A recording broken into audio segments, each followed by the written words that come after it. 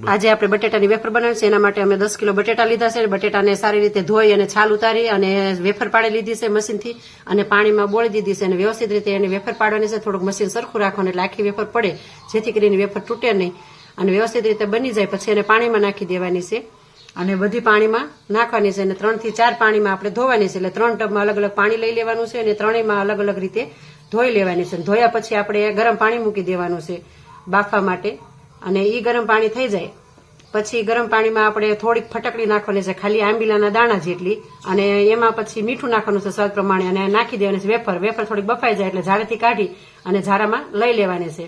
ઝારામાં નાખીને પછી આપણે એને તડકે સૂકવી દેવાની છે. 2-3 દિવસ સુધી સુકાઈ જાય અને પછી આપણી સરસ મજાની આ 12 મહિના સુધી સ્ટોર કરી શકાય તેવી વેફર બને છે અને તડકે વ્યવસ્થિત સુકવવાથી સરસ ક્રિસ્પી અને સરસ સફેદ એકદમ બને છે, જેથી મેલી રહેતી નથી, સારી ફૂલાય છે અને એકદમ સફેદ બને છે. તો અમારો આ વિડીયો તમે જોજો, લાઈક કરજો, કોમેન્ટ કરજો અને શેર કરજો.